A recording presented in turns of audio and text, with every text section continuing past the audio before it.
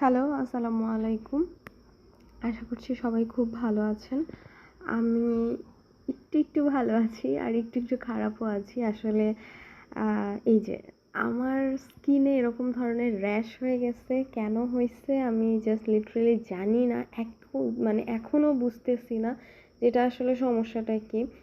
তো গাছে পানি দিচ্ছিলাম আর ভাবছিলাম যে আসলে এরকম কেন হলো। আমার হোল লাইফে আমাকে যারা চেনে তারা জানে যে আমার হোল লাইফে কখনো কোনো ব্রণও হয়নি স্কিনে।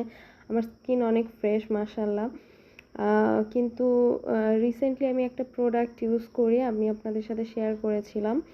তো ওই প্রোডাক্টটা ইউজ করার পরের দিন থেকেই আমার এই সমস্যাটা হচ্ছে। বাট এটা আসলে ওরকম কোনো কিছু কিনা এটা শিওর হওয়ার জন্যই ডাক্তার দেখাতে চলে গিয়েছিলাম। তো যেহেতু আমার সিরিয়াল ছিল 53, আর এই কারণে হচ্ছে আমি একটু দিয়াবাড়ি মানে যেখানে ওই যে অনেক রেস্টুরেন্ট আছে ওখানে চলে গেছিলাম, ধাবা টাবা টাইপের। তো এখানে হচ্ছে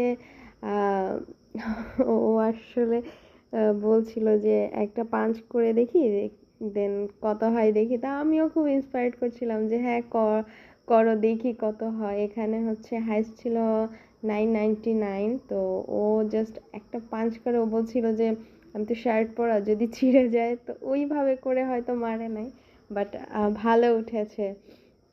এখানে প্রায় হচ্ছে 37 এরকম উঠেছে। তো এটা নিয়ে আমরা হাসাহাসি করছিলাম, গল্প করতেছিলাম। তারপরে এখানে একটা ছোট ধাবার মতো ছিল, চাটা নাম। তো আমি এখান থেকে বারবিকিউ চিকেনটা খেয়েছি, আমার কাছে খুব ভালো লেগেছে। কিন্তু চা একদম ফালতু ছিল। আর আমার সিটের পাশে এই গাছটা ছিল, আর আমি লিটারেলি এই গাছটা চুরি করে নিয়ে আসছি। আমার হাজব্যান্ড বারবার বলছিল আমি তোমাকে নার্সারি থেকে কিনে দেবো, বাট আমি রাজি হইনি, কারণ এটা আমাদের দায়িত্ব গাছ চুরি করাটা না, গাছকে সংরক্ষণ করা।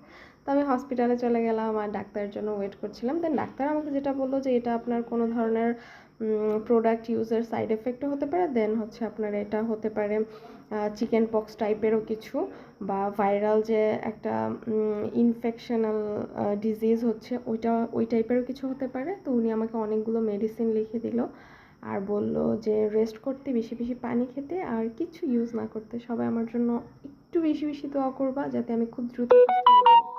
আল্লাহ হাফেজ।